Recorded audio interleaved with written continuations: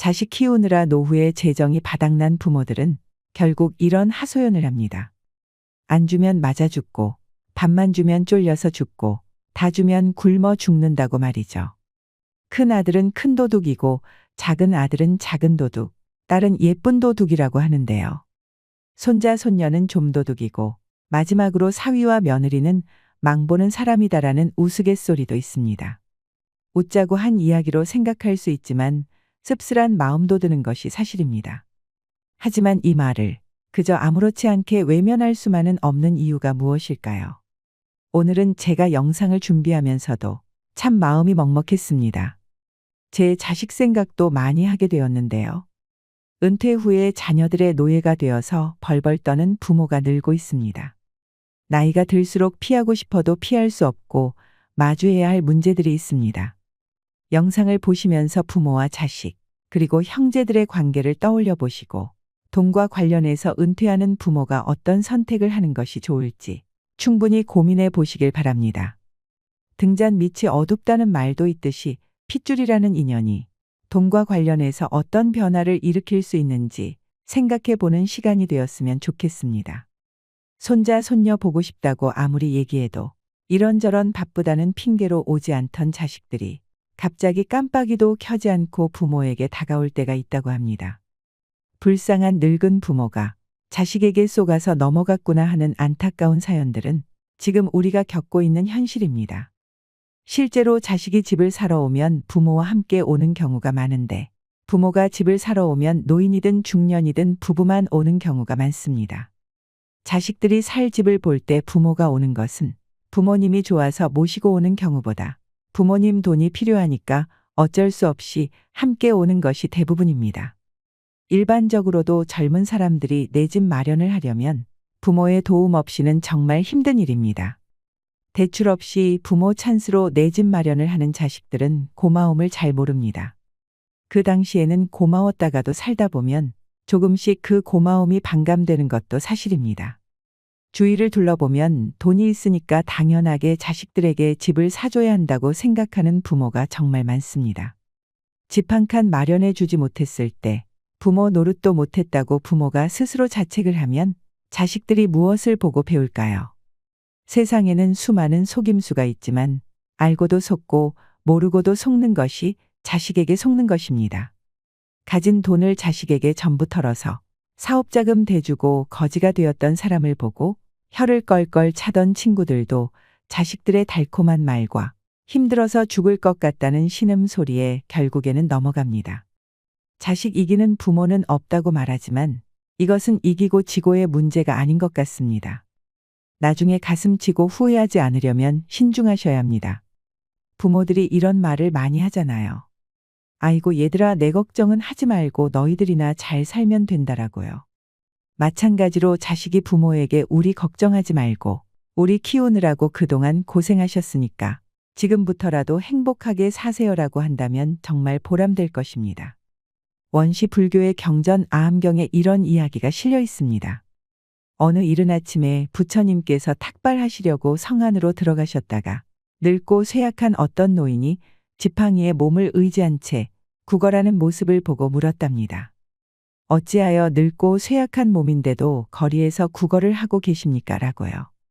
그랬더니 구걸하고 있던 노인이 하는 말이 아들을 키워서 며느리를 맞아들이고 자식에게 재산을 물려주었더니 늙은이는 더 이상 필요 없다고 쫓아내는 바람에 이제 의지할 곳도 없는 처지라서 이렇게 걸식하고 있습니다 하더랍니다.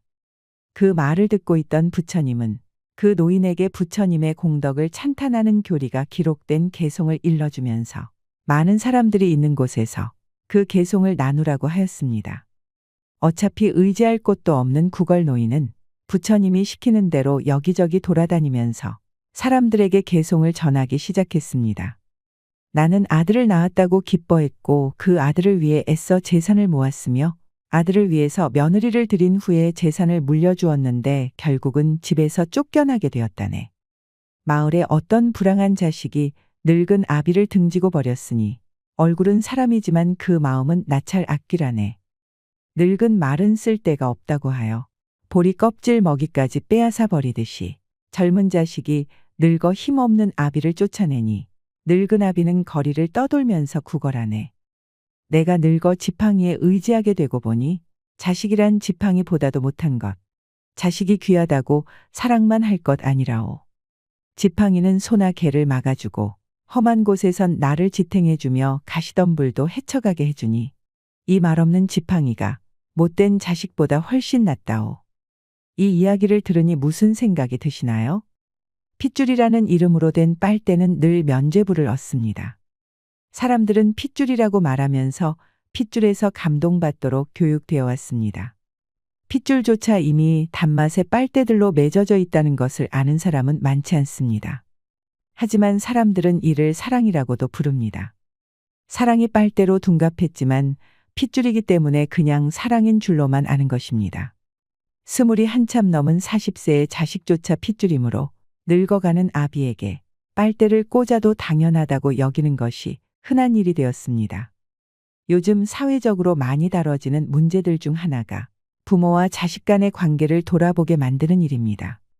자식의 노예가 되어 벌벌 떨면서 하루하루를 사는 부모가 해마다 늘고 있습니다.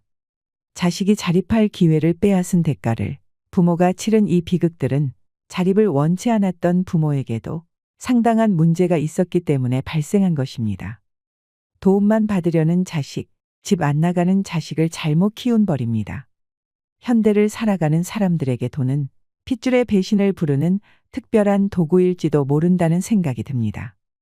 돈 없이 살 수 있는 세상이 아니기 때문에 돈에 집착하는 마음을 모르지 않지만 핏줄까지 끊어버리는 비정함이 녹아있을 거라고 믿고 싶진 않습니다.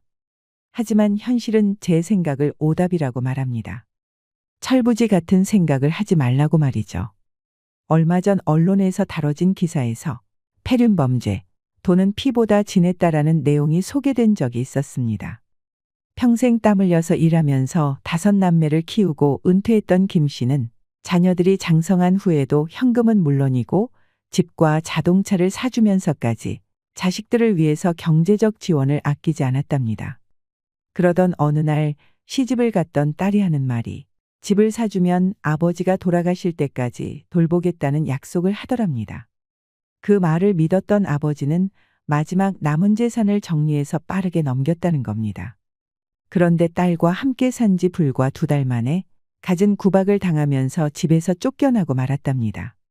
집을 사주면 죽는 그날까지 딸이 돌봐줄 거라고 믿었던 김 씨는 아닌 밤중에 홍두깨라고 월세 20만 원의 영세민 아파트에서 하루하루를 보내는 신세로 전락하고 말았습니다. 돈이 없는 탓일까요? 자식들에게 도통 연락조차 오지 않는답니다. 이런 모습은 김 씨가 원했던 일상이 아니었습니다. 열심히 돈 벌어서 자식들 고생하지 말라고 마지막 남은 재산까지 아낌없이 주었는데 어떻게 자식들이 이럴 수가 있을까? 원통하고 분한 나날을 보내야 했다는 겁니다.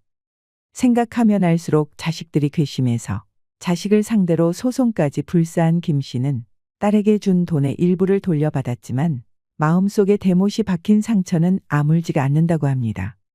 그러면서 읊조리듯 이런 말을 하더군요. 결국엔 내가 잘못한 겁니다. 나는 내 자식들이 나한테 이렇게 할 줄 몰랐습니다. 되돌아갈 수만 있다면 이런 일이 없었으면 좋겠습니다. 이미 가버린 세월을 되돌릴 순 없습니다. 어떤 선택을 하였던 그 결과는 언제나 자신이 감당해야 할 몫이 되고 맙니다. 이런 사건을 접할 때마다 핏줄도 믿을 수 없다면 무엇을 믿어야 하는 건지 혼란스럽기도 합니다. 자신의 핏줄을 물려받은 자식들에게 배반당하는 슬픔이 무엇인지 헤아릴 순 없지만 그 어떤 아픔이 이보다 아플 수 있을까요? 모두가 그렇지는 않을 것입니다.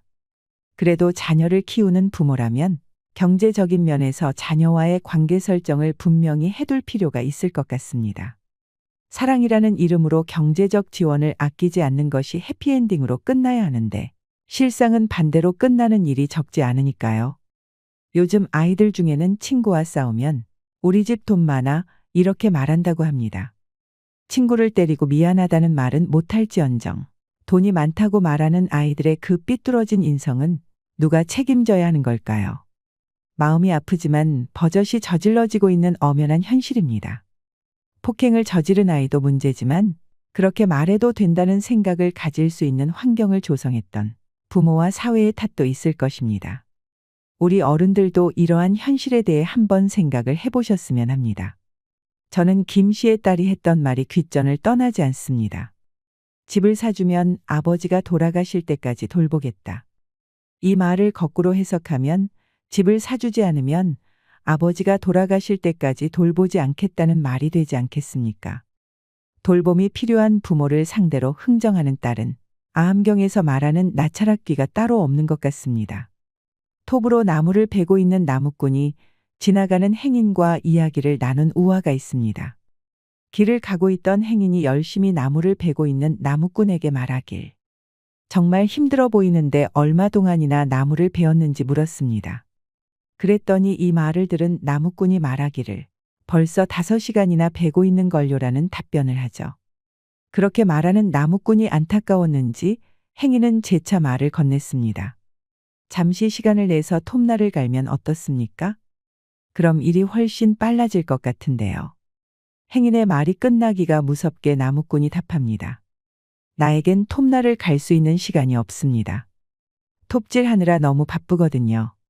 바쁘다는 이유로 톱날을 갈지 않은 나무꾼은 무엇이 중요한지도 모르고 코앞에 닥친 일만 하는 무지한 사람 아닐까요?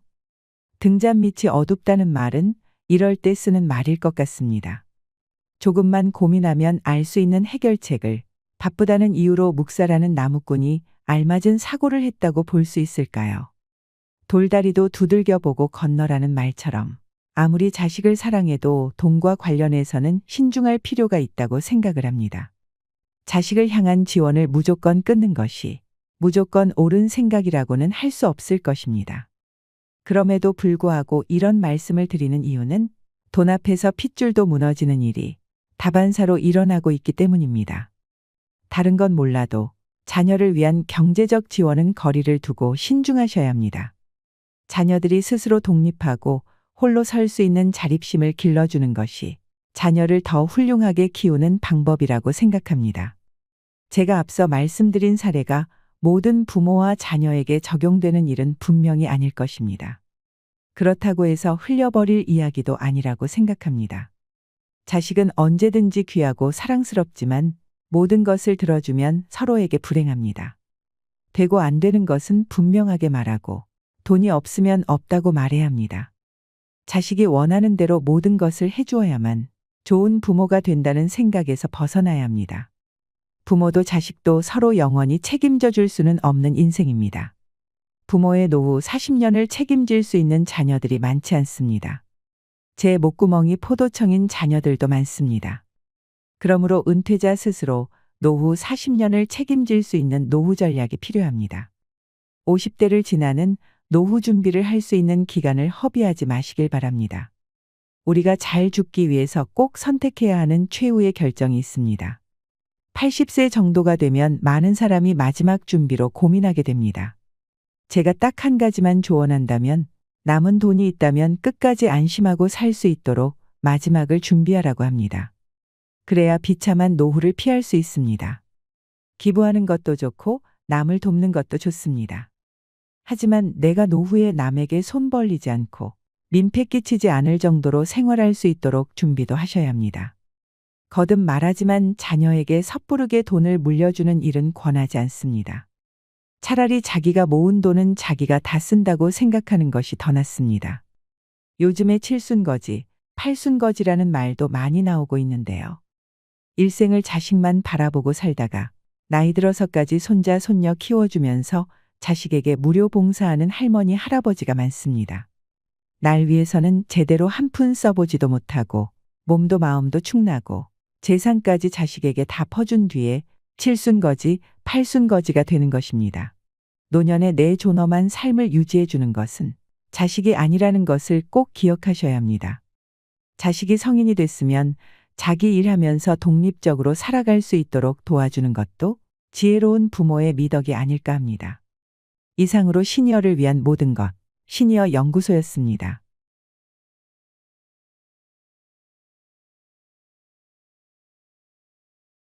삶의 마지막에 다다랐을 때 어르신들은 가장 편한 곳인 집을 임종 장소로 선호한다고 합니다. 하지만 현실은 대부분 병원이나 요양시설인데요.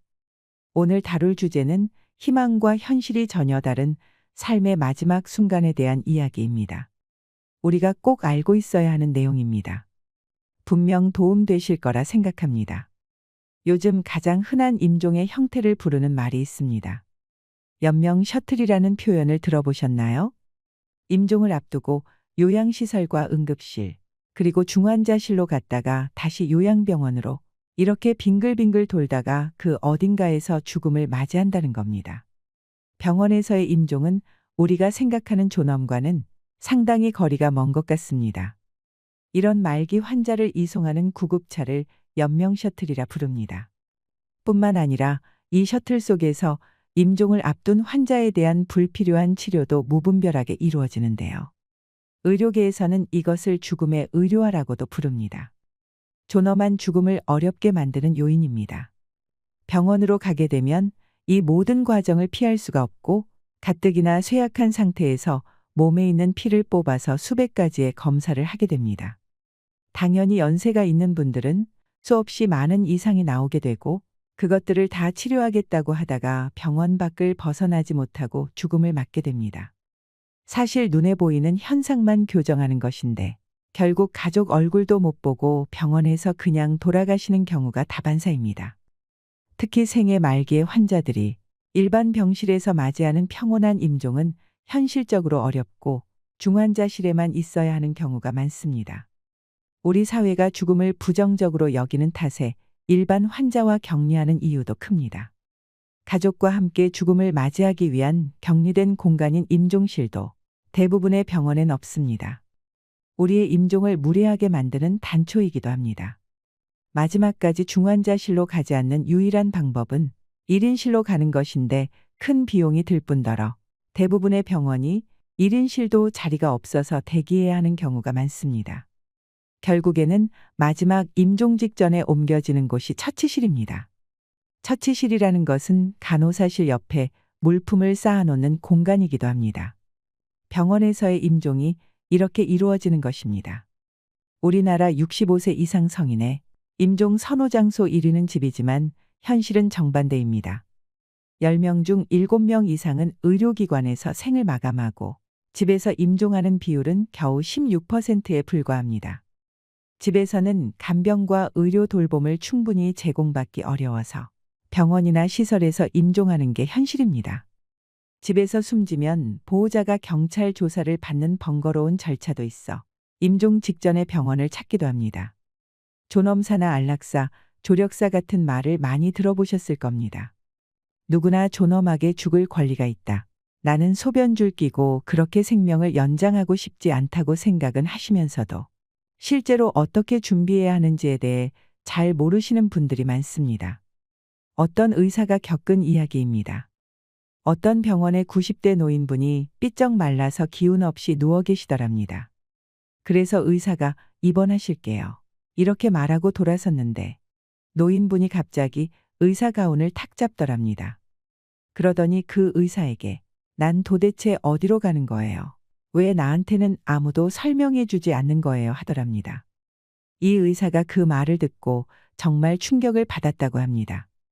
그동안 수많은 의사들이 환자의 증상이나 치료 과정을 보호자한테만 설명해 줬다는 겁니다. 이 의사도 90의 노인한테 굳이 설명할 이유가 있을까 이렇게 생각을 한 거죠. 왜냐하면 가족들이건 의사들이건 그 노인을 치료의 대상으로만 여기지 뭐가 필요하고 뭘 어떻게 하고 싶은지를 물어보지 않기 때문입니다.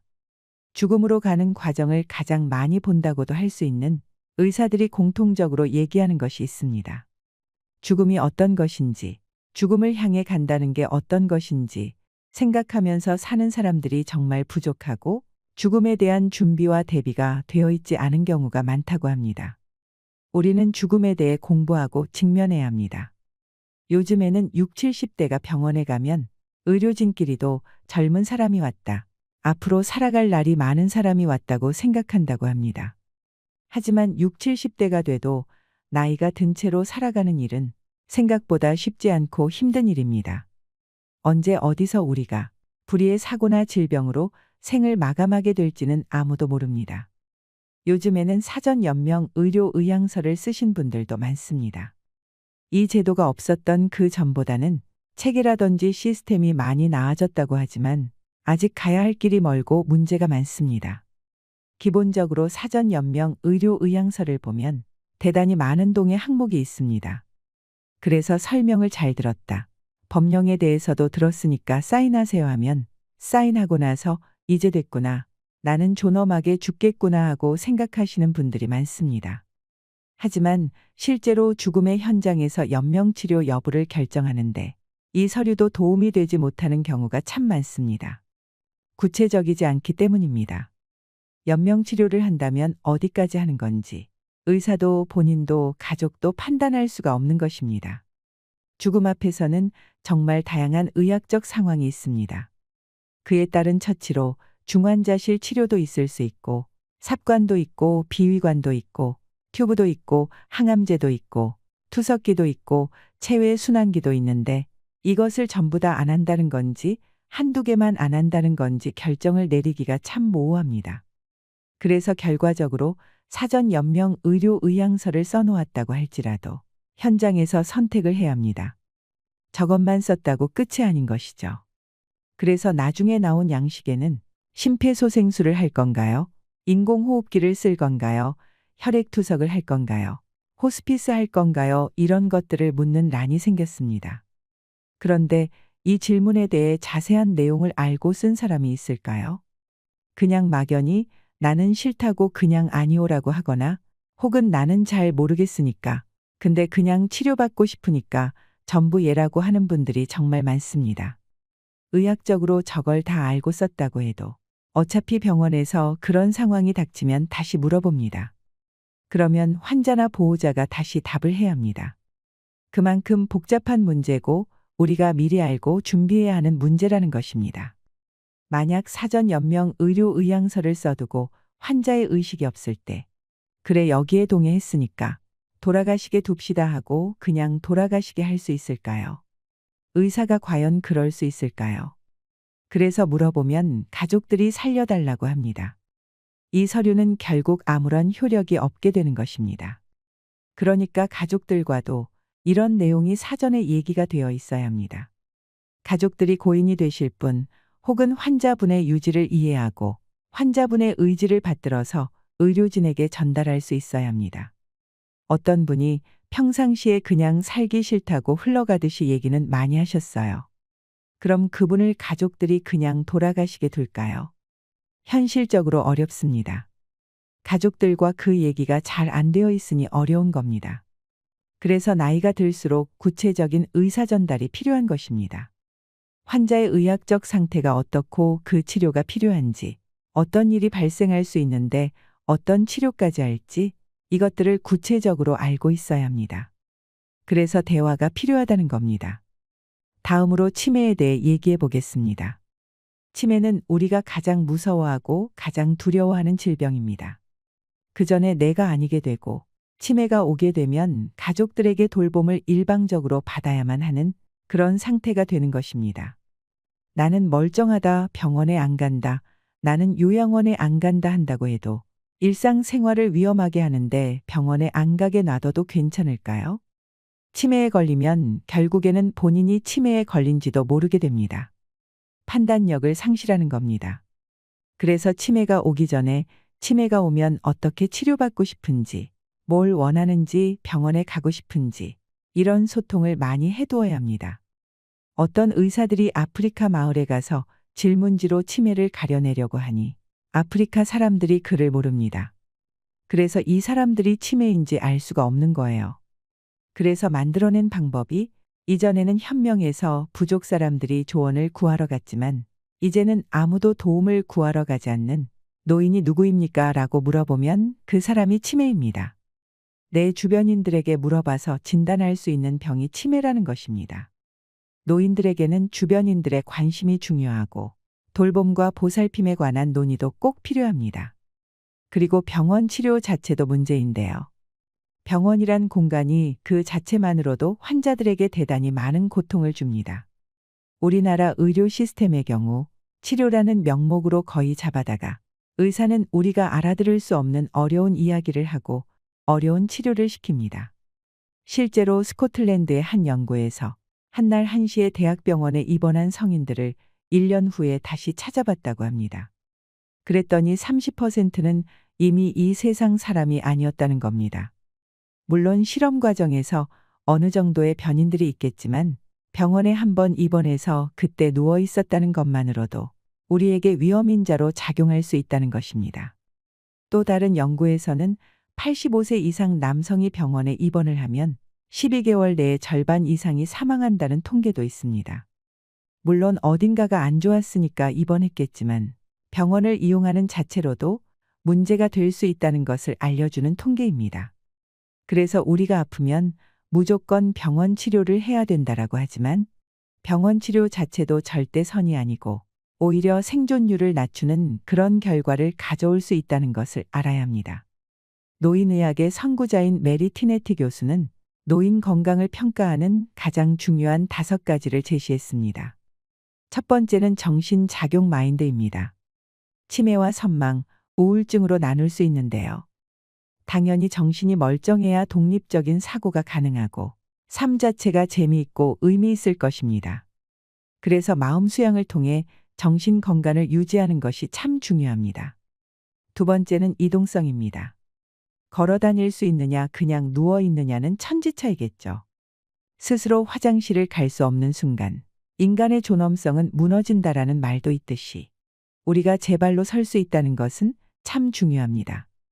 기초 체력과 지구력을 체크하는 것이 중요합니다. 세 번째는 약입니다. 약이 개선 치료제인지 진정제인지 구분하고 노인이 현재 먹고 있는 약물 중 과다 복용하고 있거나 남용해서 해가 될 만한 약이 있는지 파악해야 합니다. 넷째는 다중복합성입니다. 누군가는 신부전이 있고 누군가는 투석을 하듯이 환자 개개인의 치료 경력이 중요합니다. 이것들을 종합해서 향후 치료를 계획하고 정확한 평가를 해야 됩니다. 가장 중요한 5번째는 무엇이 가장 중요한지 파악하는 것입니다. 노인이 현재 가장 필요한 것과 무엇을 원하는지, 희망과 열정이 있는지의 여부입니다.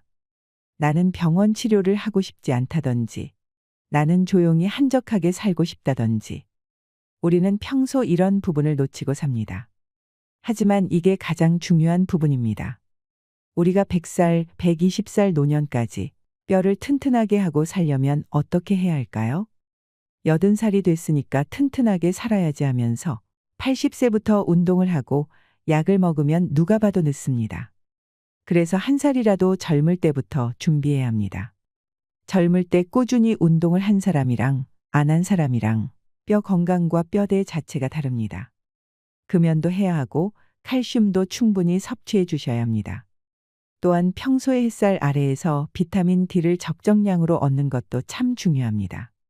노년까지 건강한 삶을 살게 하는 것은 건강할 때 준비하는 자세입니다. 그리고 애석하게도 기대 수명의 가장 중요한 요소 중 하나가 부유함입니다. 연구 결과에 따르면 돈이 많을수록 사람의 기대 수명과 평균 수명이 늘어난다고 합니다. 그래서 경제적인 안정도 수명에 영향을 미친다고 말씀드릴 수 있겠습니다. 사람들의 보편적인 기대 심리는 20대에 적당히 행복하고 중년에 더 행복해지다가 나이가 들수록 뭔가 마음이 순해지면서 행복을 더 느끼려는 그런 경향이 나타난다고 합니다. 노년의 건강한 삶을 위해서 많은 전문가들이 조언합니다. 하루하루를 있는 그대로 받아들이고 걱정을 멈추고 미래 계획을 잘 세우고 유언을 쓰고 책상을 정리하고 도움을 기꺼이 받으며 할 수 없는 일을 기꺼이 인정하고 맡겨라라고 말이죠. 이런 계획을 세우고 나이 들어간다는 것을 자연스레 받아들이면서 살아가는 노인이 있는가라고 생각해 보면 잘 없습니다. 하지만 우리는 앞으로 이러한 삶을 살아갈 것입니다. 그리고 의사들의 말을 너무 맹신하지 마세요. 현재 의료계에 종사하고 있는 양심의사들이 당부합니다. 의사들은 습관적으로 약을 처방하면서 혹독한 식단 관리를 요청하고 건강하지 않은 행위를 질색하는 그런 경향이 있습니다. 아니 96세인데 아직도 술 드신다고요? 아직도 담배를 피우신다고요? 이렇게 얘기를 하는 경우가 많습니다. 그런데 연세가 많은 노인분들은 담배나 술로 얻을 수 있는 해로움보다 그것들이 주는 행복감이 더더욱 클 수가 있습니다. 이것이 오히려 면역력을 높여준다고도 합니다. 하지만 이러한 사실을 보통의 의사들은 말해주지 않습니다. 양심의사들은 노인이 무리하게 생활 습관을 바꾸거나 건강을 위한 행위를 강요받을 필요가 있을까 의문을 제기합니다. 앞서 말씀드린 것처럼 병원 치료에서 의사 말을 따르는 게 절대 선이라고 보기는 어렵습니다. 122세까지 살아서 기네스에 올랐던 프랑스의 잔 칼망 할머니가 남긴 유명한 이야기가 있습니다. 젊은 기자가 그 칼망 할머니 생일날와서 물어봤답니다. 내년 이맘때에 다시 할머니를 인터뷰할 수 있을까요? 라고 말이죠. 그랬더니 칼망 할머니가 이렇게 답했습니다. 안 될 이유를 모르겠네요. 자신의 수명과 삶에는 반론의 여지가 없다는 것입니다. 우리는 죽음에 대해 충분히 이야기해야 합니다. 사전 연명 의료 의향서도 그렇고 치매와 낙상도 그렇고 병원 치료를 받는 것도 그렇고 우리가 이야기해야 하는 문제가 한두 가지가 아닙니다. 어떻게 죽을 것인지 협의가 안 되어 있어서 노인들은 무조건적으로 치료받고 돌봄받다가 일방적으로 죽어갑니다. 그러니 이제부터라도 나이 듦에 대해 공부하고 최대한 건강하게 살기 위한 방안을 생각하며 내가 원하는 죽음도 준비되어 있어야 합니다. 그런 것들이 현 시대를 살아가는 사람들에게 대단히 중요한 문제라고 생각을 합니다. 더불어 병원과 의료계의 각성도 필요합니다. 환자를 세심하게 돌보고 환자분이 무엇을 중요하게 여기는지 이해한 뒤 대처와 치료를 하는 변화가 필요합니다. 노년 환자는 지속적으로 늘고 있습니다. 몇 가지만 예를 들어도 고관절 골절 이후 1년 이내에 노인의 20%가 사망합니다. 한 번 골절이 되면 1년 이상 침대에 누워 있어야 되는데 이 생활이 심폐 기능도 약화시키고 염증과 욕창 같은 의학적인 문제도 만듭니다. 낙상으로 골절이 생기면 그 순간부터 사망률이 매년 12%가 증가한다고 하는데요. 그런데 낙상의 원인은 한두 가지가 아닙니다. 낙상을 일으키는 원인으로 치매약을 복용하면 이 약으로 인해 어지럽고 현기증이 나서 넘어질 수 있습니다. 신부전 치료제로 인해 혈당이 변화가 발생하고 어지러움을 일으켜서 넘어질 수도 있습니다. 그리고 백내장으로 눈이 안 보이면 넘어질 수 있고 당뇨가 와서 신경이 손상되면 손발이 저리고 몸에 기운이 안 들어가서 넘어집니다. 갑자기 저혈압으로 머리가 띵해져서 넘어지기도 합니다. 이렇게만 봐도 노인들의 낙상 사고의 원인이 너무 많습니다. 그리고 이것들이 복합적으로 작용할 수도 있습니다. 하지만 의사들은 환자들에게 조심을 하셨어야죠. 왜 조심을 안 했어요?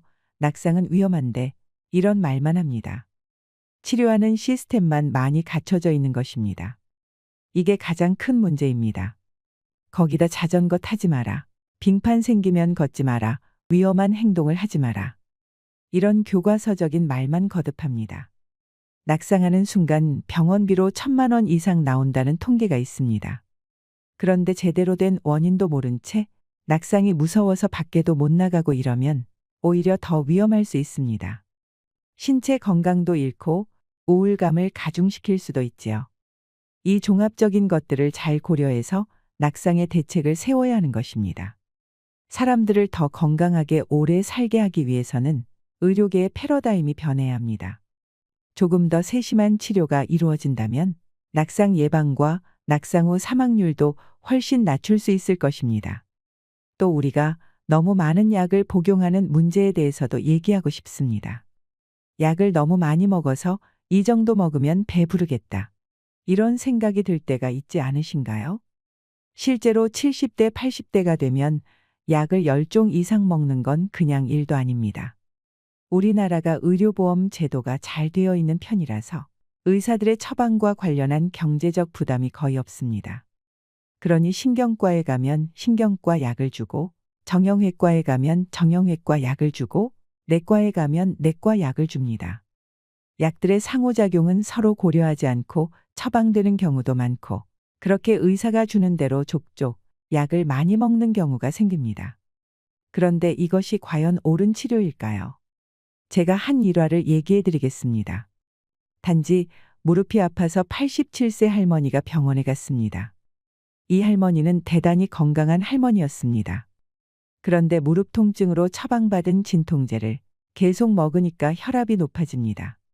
그러면 의사는 혈압이 높아졌네? 혈압약인 암로디핀을 처방합니다. 그런데 암로디핀의 부작용으로 발목이 부었습니다. 발목이 부어서 병원에 가니 의사는 이뇨제인 프로세마이드를 처방합니다. 그런데 이 세 개의 약을 먹으니 이뇨작용으로 인해서 요실금이 생깁니다.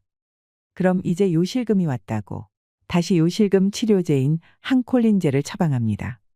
이제 항콜린제 부작용으로 안구 건조가 오죠. 그럼 의사는 인공 눈물을 처방합니다. 이렇게 먹어야 하는 약이 벌써 5개가 된 것입니다. 현대 의료 현장에서 이런 경우가 대단히 흔합니다. 약을 뺄 생각을 안 하고 그것을 더 많은 약으로 치료하려는 의사의 관성이 있기 때문입니다. 일단 먹는 약을 다 모아서 큰 병원에 가세요. 그곳에서 전문적인 의사에게 조언을 얻고 정말 필요한 약만 드시는 것이 좋습니다. 노년기일수록 약을 더 줄여야 합니다. 앞으로 더 많은 사람이 아주 오래 살게 될 것입니다. 이런 시대를 지금까지 현생 인류가 한 번도 겪어보지 못했습니다. 일단 노인이 될수록 의학적으로 모든 병의 확률이 높아집니다. 찾아오는 병을 안고 우리는 더 오래 살아가야 합니다. 의료계에서는 평균 수명보다 건강 기대 수명이 더 중요하다는 이야기를 많이 하고 있습니다. 우리가 얼마나 건강하게 독립적으로 살아갈 수 있는지 초점을 맞추어야 한다고 말이죠. 앓으면서 누워서 누군가에게 보살핌을 받는 기간이 길어질수록 환자나 보호자 모두에게 큰 고통이 될 수 있습니다. 그러니 건강하게 살아가는 건강 기대 수명을 늘리는 노력이 필요합니다. 우리나라가 1934년에 평균 수명이 몇 살이었는지 아시나요? 40대 초반이었습니다. 100년도 안 되는 기간 동안 새로운 패러다임이 생긴 것입니다. 정말 긴 시간을 앓으면서 살아가는 노인분들이 많습니다. 만약에 70대의 빙판에서 넘어져서 손목을 삐게 되면 재활이 오래 걸리고 평생 손목이 뻐근합니다. 그럼 기능이 저하되죠. 그러다가 낙상을 하면 이제 못 걷고 못 움직이게 됩니다. 그렇게 뇌출혈이 옵니다. 그러면 말을 더듬고 기억을 잃고 근육이 약해지죠. 그러다가 관절이 약해져서 자리에서 일어나기도 힘들고 보행기를 타고 다닙니다. 그 후에 신부전이 오면 걷지도 못하고 치매가 오면 돌봄을 받으면서 기억을 잃어버리고 어린아이로 회귀한 것 같은 양상을 보이다가 죽어갑니다. 그러니까 건강하지 않은 인생의 시기가 대단히 길어진 것입니다. 이걸 우리가 대처해 나가야 합니다. 죽음에 대해 이야기를 나누고 건강 기대 수명을 늘릴 수 있도록 노력해야 합니다. 사실 우리나라에서 노인의 이미지가 상당히 부정적입니다. 우리가 언론만 봐도 알 수 있지요. 고령화가 가파르게 진행되면서 이 부담을 누가 어떻게 책임질 것인가. 노인 인구의 시한폭탄이 온다. 이런 식의 말들을 아무렇지 않게 하는 시대입니다. 그래서 기본적으로 비경제 인구라는 말로 노인을 표현하는데 이것들이 노인은 아무것도 지금 할 수 있는 게 없다. 누워만 있다. 우리가 기본적으로 돌보기만 해야 된다는 전제가 깔려 있습니다. 학교에서 공부하는 학생들에게도 노인이 많은 고령화 시대를 어떻게 대처할 것인가에 대해 가르칩니다. 노인들이 아직 팔다리가 멀쩡하고 의식도 멀쩡하고 사회적 지위가 있고 사회에 기여할 수 있는 방안이 있는데 그걸 모색하기보다는 그냥 대처만 한다는 것입니다. 그렇게 세대 간 의사소통에 문제가 발생합니다. 우리는 삶을 살아가는 데 있어서 죽을 때만 존엄하길 원하는 것이 아니라 노인도 충분히 아름답고 그 자체로 존엄하다는 것을 보여줘야 합니다. 오늘 말씀드린 내용을 꼭 기억하시고 언제나 배우고 익히고 누리세요.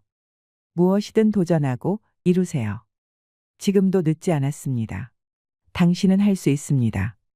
아무리 변해가는 시대에도 누구나 늙는다는 사실은 변하지 않습니다. 우리 모두가 더 나은 세상을 만들어가기 위해 화합해야 합니다.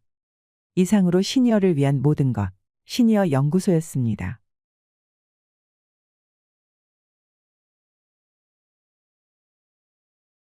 가천대 이기려 총장을 아시나요? 길병원의 이사장이기도 한 이 회장은 올해 93세를 맞았습니다. 만으로는 92세인데요. 50대로 보일 정도의 외모에 최근 우리나라에서 최고의 동안녀라고 유명세를 떨치고 있는데요. 바로 이 뱀파이어 같은 동안 외모 때문에 이기려 총장의 늙지 않는 비법에 대해 많은 사람들이 궁금해하고 있습니다. 1932년생인 이 총장은 건치에 임플란트를 하나도 하지 않았다고 합니다. 모두 자기 치아라는 것이죠. 아직도 굽있는 구두를 신고 계단을 무리 없이 걸어 다녀서 주변 사람들이 놀란 적이 한두 번이 아니라고 하는데요. 건강하게 장수하는 것만으로도 대단하지만 더 놀라운 것은 나이가 무색할 만큼 곧은 허리와 자세, 풍성한 머리숱과 고운 피부결입니다. 참고로 이순재 선생님이 1935년생으로 3살 더 어리다고 하지요. 정말 놀랍지 않으신가요? 6.25 전쟁 당시 20살이었다고 하니 대한민국 현대사에 살아있는 증인이나 마찬가지입니다. 그런데 구순을 넘겼음에도 불구하고 싸이의 말춤 영상이 화제가 되는 등 MZ세대 못지않은 젊음을 과시하고 있습니다. 가천대 학생들은 이기려 총장님을 가천대 아이돌이라고 부른다고도 합니다. 인간은 남들이 하는 건 뭐든지 반드시 할 수 있다는 인생의 신념을 가진 이기려 총장은 살아가면서 나이 생각을 해본 적이 없다고 합니다. 오늘은 이기려 여사님이 밝힌 동안 비결과 건강관리법 5가지에 대해 알아보고 노화를 현명하게 늦출 수 있는 단 한 가지 방법도 함께 들으시면 좋겠습니다.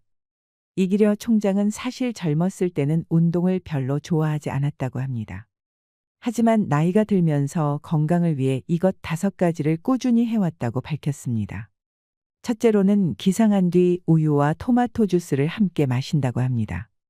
과학적으로 토마토에 들어있는 비타민 K가 우유의 칼슘이 체외로 배출되는 것을 막아주기 때문에 칼슘 섭취에 도움을 준다고 하는데요. 아무래도 나이가 들면 뼈가 약해지기 때문에 뼈 건강에 도움이 되는 방법이라고 할 수 있습니다. 인생의 후반기를 살아가고 있는 분들이라면 남녀노소 구분 없이 골다공증을 예방하는 것에 심혈을 기울여야 합니다. 한번 잘못 넘어지기라도 하면 낙상사고로 인해 뼈가 쉽게 부러지고 심각한 후유증을 남길 수 있기 때문에 평소에 뼈 건강에 좋은 음식을 섭취하는 것이 참 중요합니다. 둘째로는 아침에 일어나면 스트레칭을 해주고 저녁 식사 후에는 스태퍼 운동을 꾸준히 한다고 합니다. 특히 하루 1시간씩 산책도 빠짐없이 한다고 하죠. 우리가 나이가 들면 허리가 굽고 몸의 균형이 흐트러지기 쉽습니다. 그럴 때 가장 중요한 것이 코어 근육인데요. 우리 몸의 근육이 빠져나가지 않도록 꾸준한 걷기 운동을 통해 바른 자세를 유지하는 것이 늙지 않는 비결이 되겠습니다. 특히 아침에 스트레칭을 통해 몸을 풀어주면 혈류가 원활하게 흐르게 되고 뇌 건강에도 도움을 줘서 치매 예방에도 좋습니다. 다음으로 스태퍼 운동은 유산소 운동 중 하나인데요. 계단 오르듯 한 발씩 밟아 오르내리는 운동입니다. 이 운동을 꾸준히 하면 걷기에 비해 칼로리 소모가 1.5배 많기 때문에 처진 엉덩이를 올려주고 내장 지방을 없애는 효과가 있다고 하네요. 셋째로는 규칙적인 생활인데요. 특히 이기려 총장의 취침과 기상 시간은 항상 비슷하게 정해져 있다고 합니다. 취침은 밤 11시에 하고 기상은 아침 6시 반에 한다고 합니다. 밤 11시부터 새벽 3시까지는 피부 재생을 돕는 멜라토닌과 성장 호르몬이 분비되는 시간이기 때문에 그 시간에 수면을 취하는 것이 노화를 늦추는 데 큰 도움이 될 수 있습니다. 수면 시간도 7시간으로 맞춰주는 게 좋습니다. 영국 워릭대에서 진행한 실험에 따르면 7시간 숙면에서 1시간 늘려 8시간 수면을 취했더니 사망률이 2배나 상승했다고 합니다. 잠을 자는 습관만 잘 들이더라도 건강하게 노후를 보내실 수 있습니다. 넷째로는 충분한 물을 섭취하는 것입니다. 물을 무조건 많이 먹으면 좋을 거라고 생각하시는 분들이 있는데 이것은 잘못된 정보입니다. 탈수 증세가 없도록 물을 틈틈이 마셔주는 것이 더 중요합니다. 우리가 나이가 들수록 갈증이 나는 것을 잘 의식하지 못하는 경우가 많기 때문에 의식적으로 물을 꾸준히 섭취해 주는 것이 중요합니다. 하지만 갈증이 난다고 물을 한꺼번에 많이 마시는 것은 위와 콩팥에 무리를 줄 수 있으니 한 번에 많은 물을 섭취하는 것은 조심하세요. 그리고 과도하게 자극적인 맵고 짠 음식을 피하는 것입니다. 나이가 들면 몸속에 저장되어 있어야 할 염분이 과도하게 배출되는 경우가 있기 때문에 적당한 나트륨도 섭취해 줘야 한다는 것이 전문가들의 의견입니다. 무조건 싱겁게 드시는 것이 능사는 아니라는 것이죠. 하지만 자극적인 음식은 위에 부담을 주니 피하시는 편이 좋겠습니다. 또한 당독소를 유발하는 각종 인스턴트 식품으로부터 벗어나셔야 합니다. 정크푸드 섭취로 인해 발생하는 내장지방과 고콜레스테롤은 각종 질병의 원인이 되기 때문에 평소 건강한 식생활을 유지하는 것이 도움이 될 수 있겠습니다. 다섯째로는 긍정적이고 진취적인 건강한 마인드를 가지는 것을 말씀하시는데요. 이기려 총장은 자신이 지금까지 가장 중요하게 생각하는 것 한 가지는 삶에 대한 열정이라고 합니다. 항상 할 수 있다는 마음가짐과 무엇이든 배우면 된다는 자신감이 늙지 않는 비결이라고 말합니다. 여러분, 질문을 하나 해보겠습니다. 식습관이 좋은데 매사 부정적으로 생각하는 사람이 잘 살까요? 아니면 식습관이 안 좋은데 매사 긍정적으로 생각하는 사람이 잘 살까요? 저는 둘 중에 후자가 더 행복하고 건강한 삶을 살 것 같습니다. 사람은 자기가 꿈꾼 대로 살게 된다고 하지요. 일생의 어느 단면을 끊어도 행복하고 즐겁지 않았던 때가 없다고 말할 정도로 이기려 총장은 자신의 살아온 삶에 대해 만족했습니다. 붙잡고 싶어도 뜻대로 안 되는 게 행복이고 지금 현재 내가 하고 싶은 일을 할 수 있다는 게 행복이라며 모두가 긍정적으로 생각하고 행복해지는 인생을 살길 응원했습니다. 바람개비는 바람이 불지 않으면 돌지 않는다라는 말이 있습니다. 여기서 바람은 고난과 역경을 상징합니다. 맞바람이 바람개비를 돌리듯이 사람은 고난과 역경을 통해 삶을 동력을 얻는 것입니다. 지금까지 살아오면서 수없이 많은 고난과 역경을 겪었지만 그것이 언제나 나를 나답게 단련하고 성취로 이끄는 동력이 됐을 것입니다. 인생의 후반기를 살아가시는 분들은 허무함과 공허함을 많이 느끼십니다. 딱히 이루어 놓은 것도 없는 것 같고 지금껏 뭘 하며 살았던 건가 생각이 드는 것이죠. 앞으로의 미래가 불안하고 걱정되기도 할 것입니다. 저 멀리 보이는 언덕 너머의 구름을 잡기 위해 그렇게 앞만 보고 달리고 오르다 보니 어느 순간 나이가 들어버렸고 지금 내가 서 있는 여기는 어디인가 그런 자각이 듭니다. 그런데 고개를 들어보면 우리에게 들이우고 있던 어떤 구름도 저 먼 산 위로 또 달아나 있고 그렇게 다시 새로운 목표가 생기는 것이 인생길인 것입니다.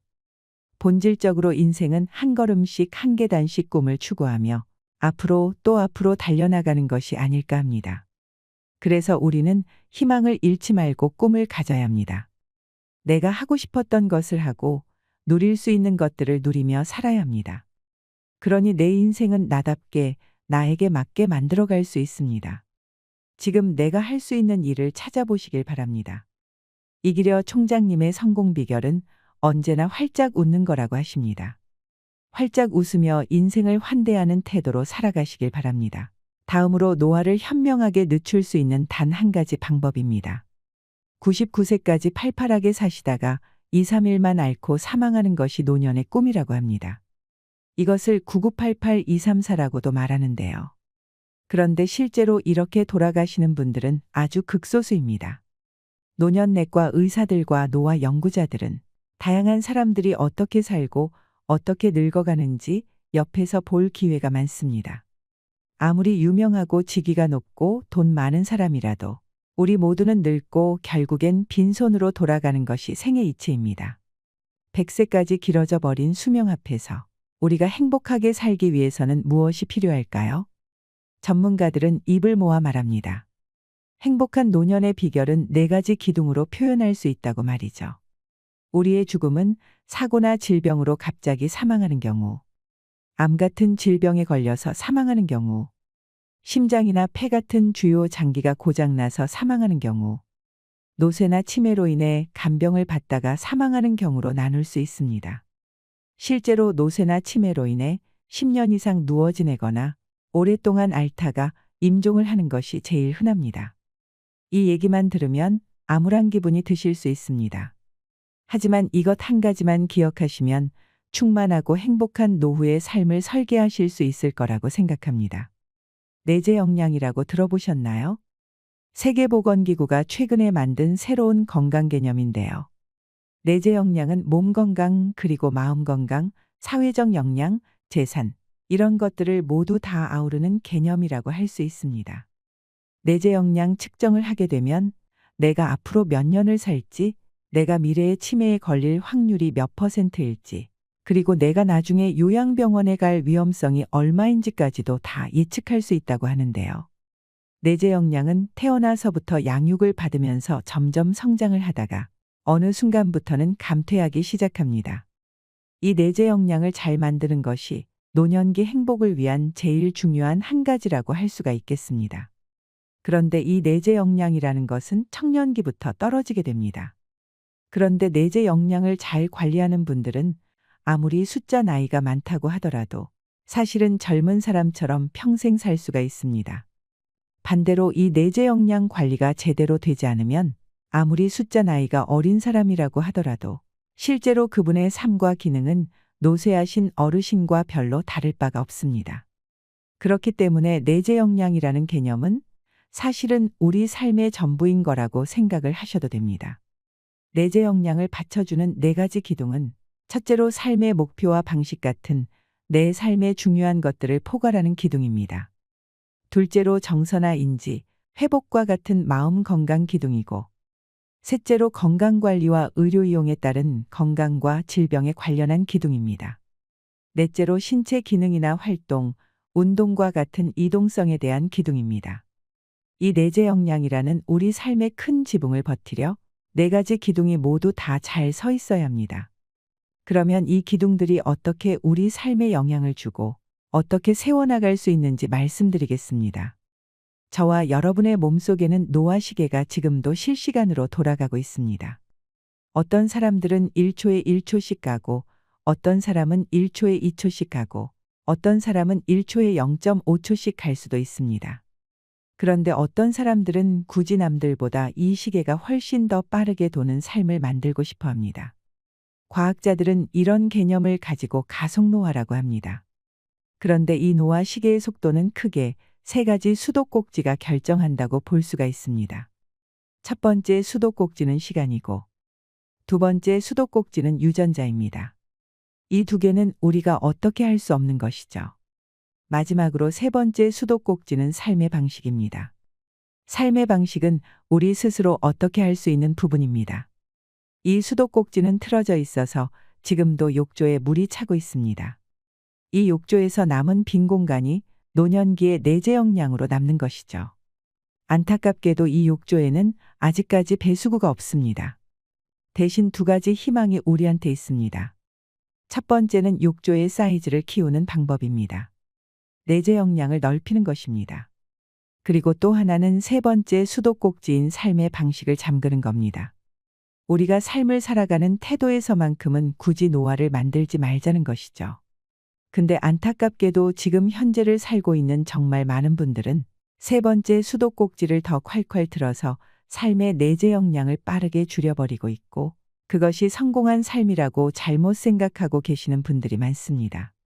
보통의 사람들은 몸도 쓰고 싶어 하지 않아 하고, 상황만 되면 남들한테 시키고 싶어 하고, 머리도 쓰고 싶어 하지 않아 합니다. 편한 삶만을 추구하고 소비를 하고 즐기는 삶을 살고 싶어 합니다. 그런 삶을 성공한 삶이라고 생각합니다. 그리고 더 빨리 많은 돈을 모으고 더 많은 것들을 갖고 싶어 하고 더 짧은 시간에 더 많은 것들을 즐기고 소비하고 싶다라고 얘기합니다. 근데 이것은 노화를 가속하는 지름길일 뿐입니다. 또 50대, 60대가 넘으면 아프기 싫어서 안달을 하십니다. 어떻게 하면은 병이 안 걸릴 수 있을까 싶어서 몸에 좋다고 소문난 걸 찾아 드시고 또 유튜브도 보시고 그리고 책도 보시면서 엄청 찾아다니십니다. 근데 생각보다 잘 안 됩니다. 이게 사실 운동 한두 가지 따라하고 또 몸에 좋다는 거 한두 가지 먹는다고 해서는 세 번째 수도꼭지를 잠그기에는 택도 없습니다. 우리 삶의 내재 역량의 네 가지 기둥은 서로 강력하게 연결이 되어 있기 때문입니다. 근데 그 연결의 근본에는 우리 삶의 목표와 방식이 깔려 있습니다. 그 중에 사실 제일 무섭고 강력한 것은 사람의 욕심과 즐거움, 쾌락, 소유물 그리고 돈에 대한 욕심입니다. 이런 것들이 우리 몸의 가속노화를 만들기 시작합니다. 그렇게 악순환을 만들면 한두 가지 생활 습관 개선만으로는 해소가 될 수가 없습니다. 사람이나 동물은 도파민이라는 물질이 뇌에서 나올 때 즐거움을 느낍니다. 근데 안타깝게도 지금 현대의 소비자본주의 사회에는 우리의 도파민을 분비되게 하는 인위적인 자극들이 사방에 널려 있습니다. 이런 자극들은 모두 굉장히 중독성이 높습니다. 지금까지 살아남은 제품이나 서비스들을 살펴보면 중독성이 굉장히 강한 것들만 살아남았습니다. 그런데 문제는 사람과 동물의 뇌는 더 강한 자극이 들어오게 되면 이 자극에 대한 강도를 확 낮춰버리는 특성이 있다는 겁니다. 예를 들어 처음에는 조그마한 쾌락적 요소를 보여줘도 도파민이 나와서 우리는 쾌감을 경험하게 됩니다. 하지만 이것이 여러 번 반복되면 사람과 동물은 뇌를 보호하기 위해서 쾌감 지수를 확 낮춰버립니다. 그래서 나중에는 아무리 강력한 자극을 받더라도 즐거움을 마음껏 누리지 못하는 그런 상태가 되는 것이지요. 그래서 우리는 이런 자극원들에 노출이 되면 될수록 정상적인 삶을 살기가 어렵게 됩니다. 이걸 다시 정리를 하면 우리가 삶을 살면서 경험할 수 있는 즐거움의 총량은 사실은 이론적으로 늘릴 수가 없습니다. 지금까지 과학자들이 연구를 통해서 밝혀낸 사실이지요. 그럼에도 불구하고 현대를 살아가고 있는 우리들은 어떻게든 이 즐거움의 양을 늘리려고 용을 쓰고 있습니다. 가장 큰 문제는 이러한 즐거움의 추구가 분노와 욕심을 만든다는 사실입니다. 즐거움의 끝에는 항상 스트레스 호르몬이 따르게 되어 있습니다. 우리 몸속에 도파민이 올라갔다가 빠져나가게 되면 그때 우리 몸은 스트레스 호르몬을 쏟아내게 됩니다. 당이 떨어질 때도 술이 깰 때도 방탕한 소비를 한 후에도 이 스트레스 호르몬이 분출됩니다. 이 스트레스 호르몬은 우리에게 식탐이나 소비욕, 질투심과 우울감 같은 나쁜 감정들을 만들게 됩니다. 결과적으로 우리는 나이가 들수록 판단력이 떨어지고 매사에 화가 나 있고 욕심이 가득 찬 그런 사람으로 변하게 됩니다. 노화가 계속 진행되다 보면 점점 우리 몸에 있는 근육은 빠지고 배에는 기름이 끼고 또 머리에는 안개가 낍니다. 머리에 안개가 낀 것처럼 멍한 느낌이 지속되면 집중력이 감소되고 기억력이 저하돼서 치매 발병 위험이 높아집니다. 항상 스마트폰을 계속 넘기면서 뭔가 새로운 자극원들을 찾고 이게 반복되는 삶을 살다 보면 결국에 식탐이 생기게 되고 비만, 당뇨, 고지혈증, 고혈압이 생기는 것은 당연한 수순입니다. 그래서 요즘에는 젊은 사람도 금방 병에 걸립니다. 실제로도 코로나를 지나면서 이미 30대, 40대의 건강 지표가 굉장히 나빠지기 시작했습니다. 이렇게 살다 보면 움직이기는 점점 더 싫어집니다. 근데 이렇게 된 분들한테 제발 술 좀 끊고 매일 운동하시라고 이야기를 해봐도 듣지를 않습니다. 이런 분들은 고집이 세고 판단력이 흐릿해져 있을 가능성이 높기 때문입니다. 이런 사이클이 반복되면서 내재 역량의 4가지 기둥이 순서대로 계속 파괴가 되는 것입니다. 더 많은 쾌락과 소유를 원하는 우리의 삶의 방식, 현대사회가 성공이라고 생각하는 이런 방식은 궁극적으로는 우리한테 더 큰 즐거움을 줄 수 없습니다. 매일매일 먹고 즐기고 쉬고 흥청망청하는 이런 삶을 부러워하는 게 사실은 얼마나 무의미한 건지를 알 수가 있는 겁니다. 탐욕이나 분노와 욕심을 덜어내시길 바랍니다. 더 많이 벌고 싶고 무언가를 더 갖고 싶다는 욕심이 우리 노화를 가속화시킵니다. 그래서 이 악순환에서 빠져나오기 위해서는 이 4가지 기둥을 체계적이고 전략적으로 활용해야 합니다. 이것은 노인의학 진료에서 사용하는 방법인데요. 어르신들은 질병도 많고 기능적인 문제도 있고 인지기능도 떨어져 있기 때문에 더 각오하고 노력하셔야 합니다. 이것을 깨닫고 지키셨던 노인분들 중에 정말 효과를 보시고 건강한 삶을 되찾으신 분들이 많습니다. 첫째로 당장은 즐겁지만 해로운 자극원들을 삶에서 최대한 제거하는 것이 우리가 해야 되는 일입니다. 그런 것들을 찾고 점점 우리 삶에서 비중을 낮추면 정말 놀랍게도 지금까지 삶에서 별로 자극을 주지 못했던 정상적인 활동들의 흥미를 가지게 됩니다. 그리고 더 즐거워지게 됩니다. 어떻게 보면 다른 해로운 도파민에 억눌려 있었던 건강한 활동들이 되살아나는 것이죠. 만약 술을 끊으면 대체 무슨 낙으로 사냐라고 하시는 분들이 많은데요. 그런데 이 술을 끊어내면 그제서야 잃었던 삶의 낙을 되찾을 수가 있는 것입니다. 근데 이게 술뿐만 아니라 담배, 쇼핑이나 배달 음식도 다 마찬가지라고 생각하면 됩니다. 이 원리를 이해하면 우리 삶에서 불필요한 것들을 정말 많이 덜어낼 수가 있습니다. 그렇게 하다 보면 자연스럽게 소비도 줄고 돈도 억지로 많이 벌 필요가 없게 됩니다. 그렇게 덜어낸 시간에 마음 챙김을 한다든지 몰입을 한다든지 좋은 음식을 먹고 운동을 다면적으로 하고 충분하고 질 좋은 잠을 잘 수 있는 그런 공간이 생기는 겁니다. 이렇게 몇 달간 살게 되면 저절로 뱃살은 빠지게 되고 사람이 눈에 띄게 달라지게 됩니다. 많은 분들이 더 편하고 싶어서 엘리베이터 타고 구부정하게 스마트폰을 보십니다. 하지만 이런 삶의 방식에서 벗어나서 당장은 조금 더 불편하지만 계단을 천천히 오르면서 스마트폰을 내려놓고 고요하게 내 호흡을 바라보는 삶의 방식으로 바꿔보세요. 그렇게 되면 자연스럽게 몸에 염증이 줄고 스트레스 호르몬이 줄 것입니다. 저절로 내재 역량은 커지게 되고 노화의 수도꼭지는 잠기는 겁니다. 아주 오랫동안 아프고 노쇠한 삶을 사실 건지 오랫동안 100세까지도 팔팔하고 충만하게 삶을 사실지를 잘 결정하셔야 하는 부분입니다. 오늘 제가 말씀드린 원리를 통해서 한번 지금 여러분의 삶을 점검해 보십시오. 사실 제 말을 믿긴 아마 어려우실 겁니다. 하지만 전문가들은 입을 모아 말합니다. 실제로 이렇게 생활을 바꾸고 정말 획기적인 인생 역전을 이루신 분들을 많이 보았다고 말이죠. 그분들은 사실 몇 년 전까지만 하더라도 여러 가지 가속노화 스트레스에 흠뻑 빠져 있었고 운동도 안 하고 가공식품을 자주 먹고 불규칙적인 생활에 잠도 마음대로 자고 스트레스 받으면 술, 담배도 하셨던 분들이라고 합니다. 그분들이 삶의 방식을 바꾸고 기적을 이루어내는 것을 보았으니 여러분들도 분명 하실 수 있을 거라고 생각합니다. 제일 중요한 것은 마음을 먹는 것입니다. 스스로가 잘해야 하는 것입니다. 어떻게 잘 늙어갈 수 있느냐에 대한 영상이 어떠셨나요? 오늘 말씀드린 내재 역량을 만드는 4가지 기둥과 이기려 여사님의 늙지 않는 비결 5가지 잘 기억해 두시고 충분히 활용하셨으면 좋겠습니다. 이상으로 시니어를 위한 모든 것 시니어 연구소였습니다.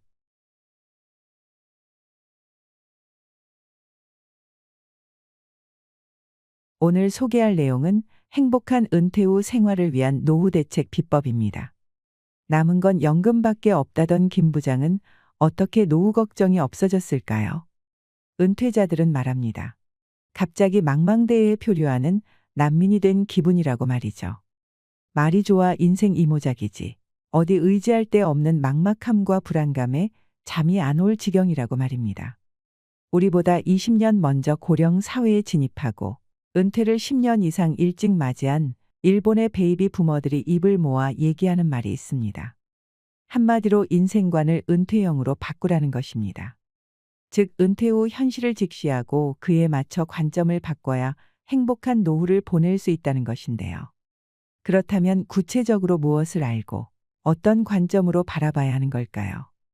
오늘은 은퇴자들이 가슴 절절히 후회하는 것들과 비참한 노후를 피하기 위한 대처법에 관해 4가지 주제로 정리해봤습니다. 영상 끝까지 보시고 도움받아 가셨으면 좋겠습니다. 우리가 은퇴하기 전에 알았다면 좋았을 것들. 퇴직하기 전에 미리 좀 해둘 걸. 조직 사회에서 자유계약 선수로 풀려난 은퇴자라면 공감할 만한 문장입니다. 직장에 다닐 때는 몰랐는데 막상 은퇴하고 나니 후회가 되는 일이 한두 가지가 아니지요. 현역 시절에 미리미리 준비해 두었다면 얼마나 좋았을까 하는 아쉬움이 있으신가요? 55세에서 74세에 은퇴한 남녀 1000명에게 퇴직하고 나니 무엇이 가장 후회되는가?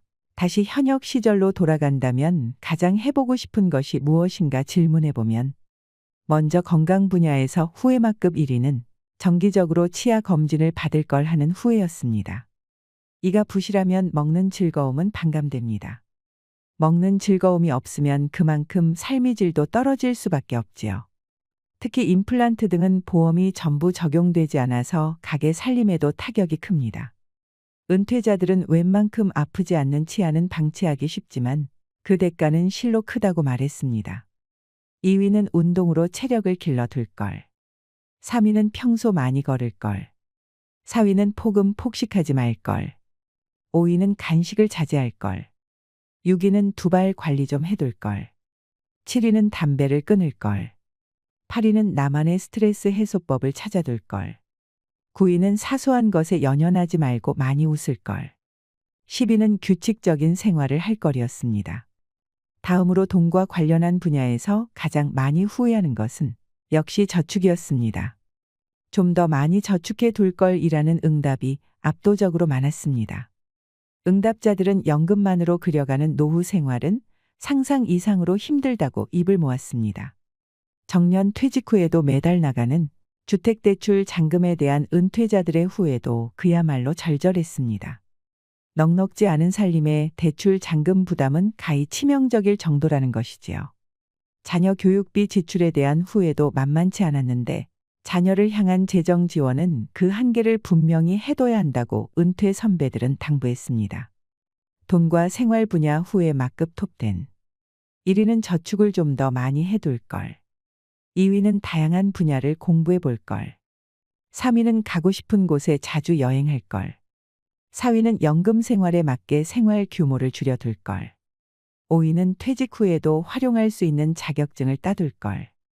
6위는 다양한 분야의 직업에 도전해 볼 걸. 7위는 개인 연금에 가입해 둘 걸. 8위는 건강할 때 주변에 불필요한 것들을 정리해 둘 걸. 9위는 요리 등 집안 일을 좀 더 배워둘 걸. 10위는 퇴직 후 여가 생활을 위한 여유 자금을 마련해 둘 걸이었습니다. 일과 인간관계에 대한 후회 막급 톱10.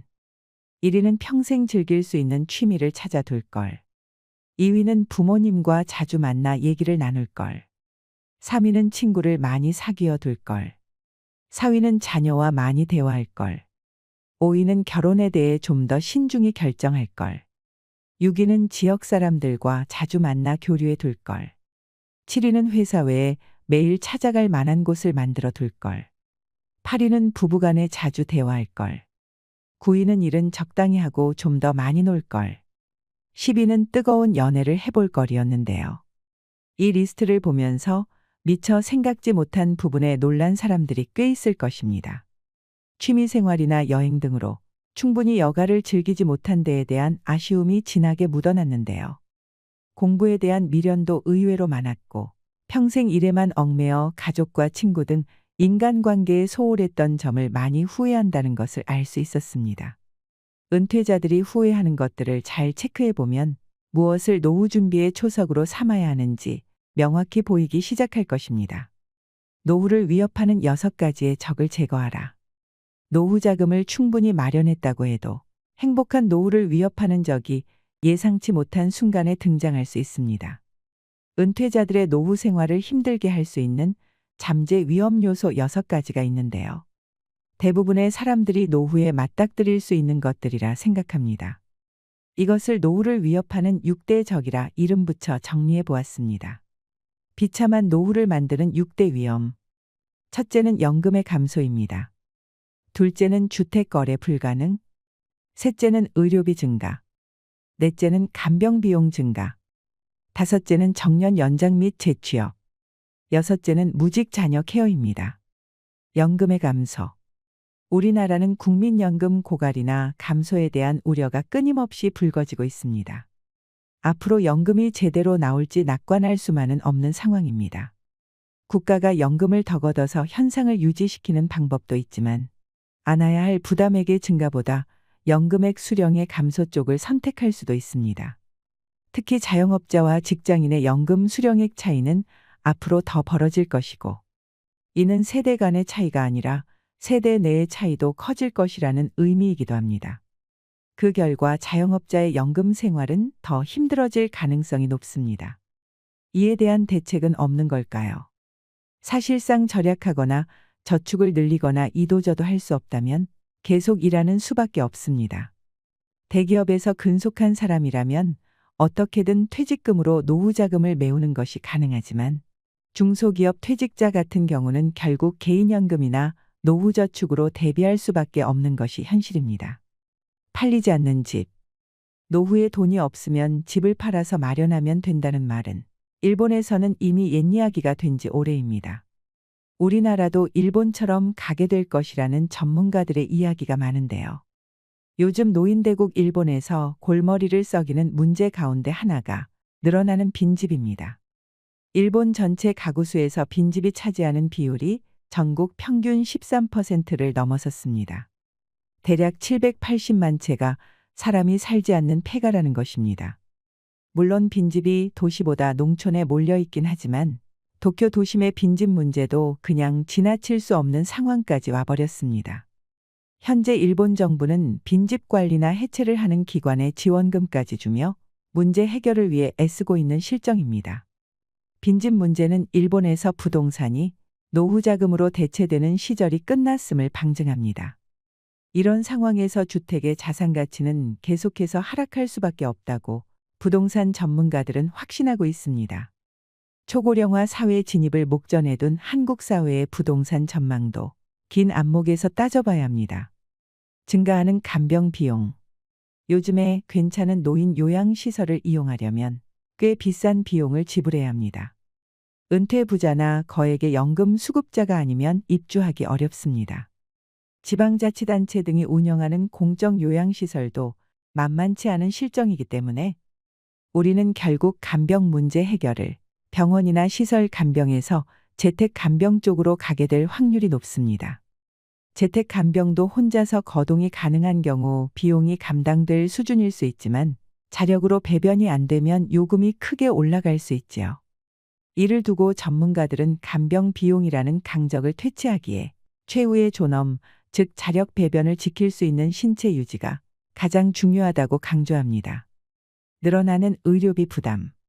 우리나라도 일본처럼 고령자의 의료보험 자가 부담 비율이 점차 올라갈 확률이 높습니다. 그만큼 고령자에게 의료비 부담이 늘어나는 것입니다. 그러나 전문가들은 우리나라의 의료 재정이 아무리 어려워도 일반인에게 개인 부담을 과도하게 떠안길 수는 없을 것이라고 전망합니다.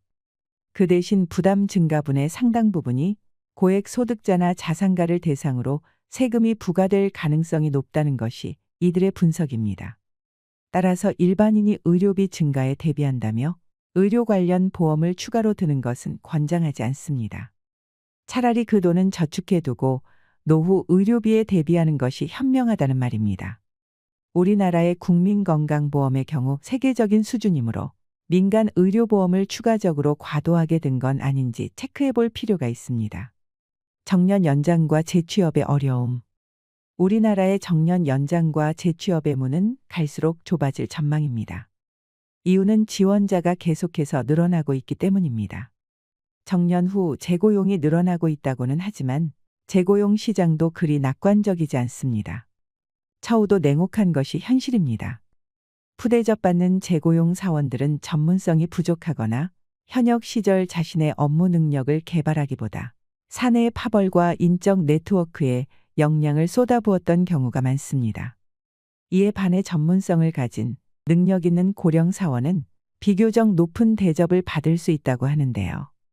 따라서 전문가들은 퇴직 전에 자신의 능력을 객관적으로 평가해보고 현역 시절 자신의 업무에 전문성을 더 높이는 노력이 필요하다고 말합니다. 또 재취업을 하고자 할 때는 본인이 하고 싶은 것보다 할 수 있는 것에 초점을 맞추는 게 현명합니다. 무직 자녀의 등장. 우리나라에서 부모에게 기대는 나이든 무직 자녀들이 많이 생기고 있습니다. 캥거루족이라고 하는데요. 자녀가 노후의 새로운 위험 요소로 주목받고 있습니다. 일을 하지 않고 취업에 대한 의지도 없는 청년 무직자가 증가하고 있습니다. 아르바이트로 생계를 이어가는 젊은 사람들도 많지요. 노후에 우리는 무직 자녀 리스크를 낮추어야 합니다. 또한 무직 자녀를 둔 은퇴 예비군들은 자녀와의 생존 계획을 세워야 합니다. 나이든 무직 자녀들을 둔 은퇴 부모들의 노후 설계는 대대적인 수정이 필요하다는 이야기입니다. 20여 년간 교육비를 들여 성장시켰음에도 불구하고 그 자녀가 장년이 될 때까지 계속 뒷바라지해야 하는 씁쓸한 현실이 너무도 안타깝습니다. 혼자 사는 힘이 삶의 질을 좌우한다. 노후의 공포는 돈에서만 오는 게 아닙니다. 나이 들어 혼자가 되는 것을 불안해하는 사람이 많은데요. 몸도 마음도 쇠약해졌는데 주위에 아무도 없다는 건 상상만 해도 두렵고 우울해지는 일입니다. 하지만 나홀로 노후에 대한 불안감은 잘만 대비하면 해소할 수 있습니다. 아니, 오히려 즐거움으로 바뀔 수도 있는데요. 나홀로 노후의 불안을 해소하는 방법을 돈과 인간관계와 건강과 주거, 네 가지로 나누어 정리해 보았습니다. 돈, 수입원과 노후자금 확보가 열쇠입니다. 혼자가 되어도 노후의 연금 수입 하나에만 의지하며 살 수는 없습니다. 최대한 오래 일할 수 있는 방편을 마련하거나 은퇴 후에도 계속해서 수입이 생기는 구조를 만들어야 합니다. 동시에 퇴직 전부터 쓸데없는 지출을 줄이고 가계부를 슬림화하는 것도 그에 못지않게 중요합니다.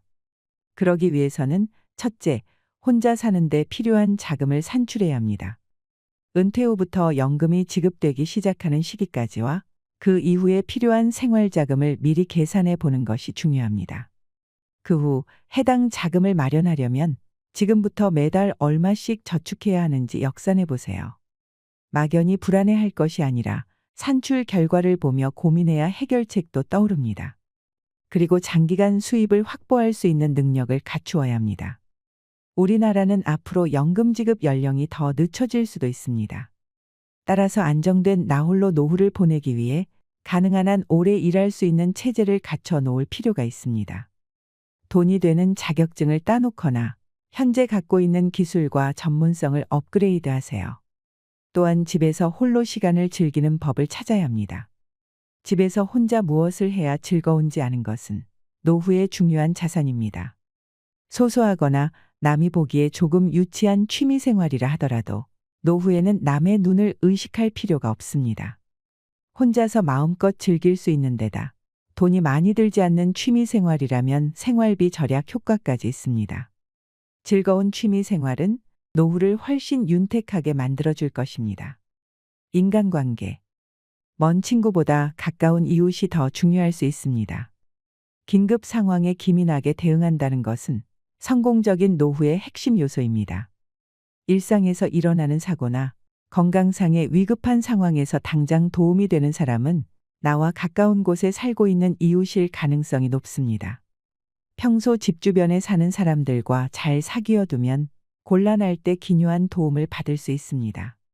그런 이유에서 이웃에게 반드시 먼저 인사하는 것이 좋습니다. 요즘에 우리는 이웃 주민과 인사를 주고받지 않는 경우가 많습니다. 하지만 상대가 먼저 밝게 인사를 건네는데 그것을 무시하거나 불쾌해할 사람은 없습니다. 가볍게 주고받는 인사가 이웃들과 거리를 좁히는 계기가 되어줍니다. 지역 행사에 적극 참여하는 것도 좋습니다.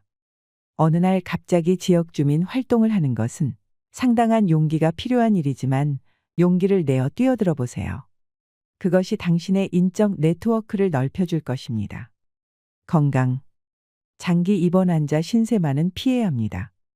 노후의 가장 큰 적은 질병입니다.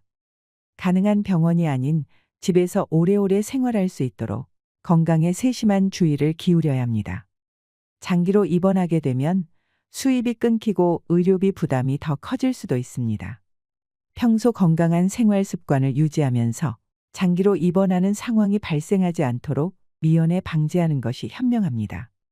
그러기 위해서는 일할 수 있는 건강한 몸을 만들어야 합니다. 건강은 노후 생활의 중요한 자산입니다. 올바른 식생활과 꾸준히 운동하는 습관을 갖도록 노력하세요. 늘 몸에 좋은 것만 먹을 수는 없지만 담배나 술과 같이 건강을 해치는 것을 피할 수는 있습니다. 걷기나 헬스 등 꾸준히 할 수 있는 운동을 찾아보세요. 건강한 생활 습관을 들이는 것이 중요합니다. 주거. 노후의 임차 생활자의 가장 큰 걱정거리는 주거지 확보입니다. 하지만 최근 무주택 고령자를 위한 공용주택이나 독거노인의 거주를 돕는 주택이 늘어나는 추세입니다. 무주택 고령자 거주용 주택은 앞으로 계속해서 확대될 것입니다. 집을 소유해야 한다며 너무 조바심을 낼 필요는 없다는 이야기입니다. 노후에는 라이프 스타일에 맞춰서 주거지를 바꿔보는 것도 좋습니다. 집을 구할 때 무리해서라도 지하철역 주변처럼 교통 편의성이 좋은 곳을 선택하는 경우가 많습니다. 하지만 퇴직 후 직장까지 통근할 필요가 없게 되면 그 외 지역으로 거주지를 옮기는 것도 좋은 선택입니다. 퇴직 직후에 할 수 있는 일이나 내 생활에 맞춰 주거 계획을 미리 세워둘 필요가 있습니다. 60대에 반드시 이것을 해야 후회하지 않는다. 은퇴 후 새로운 인생이 시작되는 60대. 인생 2막을 앞둔 사람들은 어떤 자세가 필요할까요? 60대는 기존에 살아온 방식에서 벗어나 자신만의 삶의 방식을 정립하고 생물학적인 노화를 받아들여야 하는 그야말로 대격변의 시기입니다. 이 시기를 어떤 마음가짐으로 임하느냐가 행복한 노후를 결정짓는 것이나 다름없습니다. 이것을 이정표로 삼아서 노후 대비를 하는 건 어떨까 하는데요. 60대에 꼭 해두어야 할 일 10가지를 소개해 드리겠습니다. 첫째로 20대에 하고 싶었던 것을 실천에 옮기세요. 60대가 되면 지금까지의 인생을 한번 되돌아보는 기회를 가질 필요가 있습니다. 그 중에서도 젊었을 때 품었던 꿈을 다시 되새겨 보는 것이 중요합니다. 그 꿈이 인생 2막을 풍요롭게 하는 원천이 될 수 있기 때문입니다. 이제 와서 뭘 다시 할 수 있겠어라고 생각하는 사람과 이번에야말로 하고 싶었던 것을 시작해 보자라고 생각하는 사람의 인생은 다를 수밖에 없습니다. 둘째로 친구 관계를 재정립하세요. 은퇴 직후에는 지금까지의 친구 관계를 재정립하는 것도 중요합니다. 60대 이후의 삶에 친구는 중요한 요소입니다. 그동안 연락 불통이었던 친구가 있다면 용기를 내서 먼저 손을 내밀어 보세요.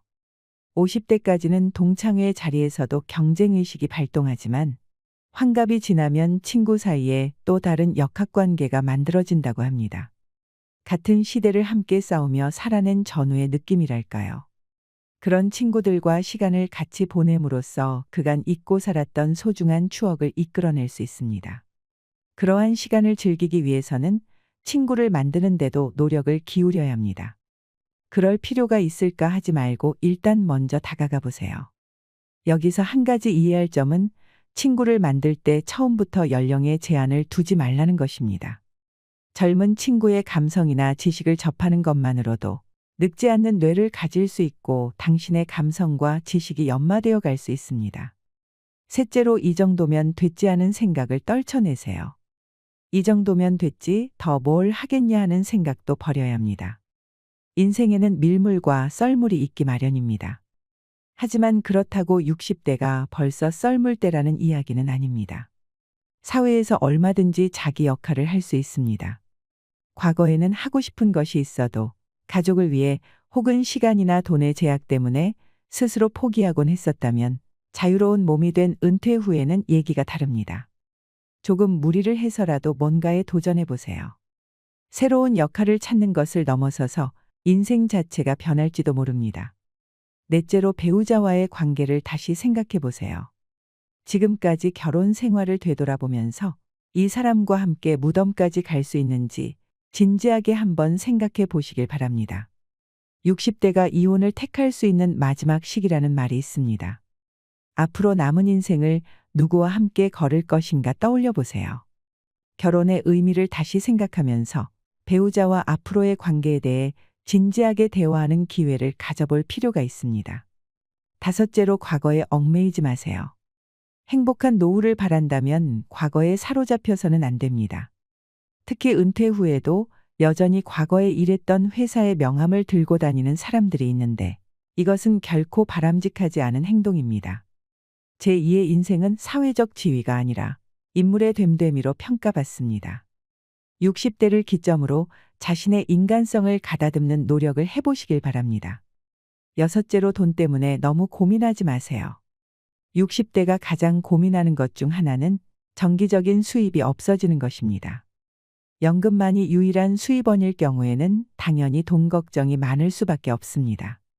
그러나 이처럼 돈 걱정을 하기 시작하면 마음의 평정도 잃게 됩니다.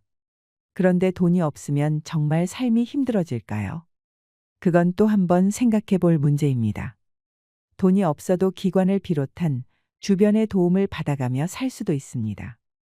돈에 대한 생각을 조금만 바꿔도 돈 걱정이 꼬리에 꼬리를 무는 돈의 저주에서 풀려날 수 있습니다. 한 발 더 나아가 은퇴 후에도 새로운 돈의 흐름을 창출하는 것도 가능합니다.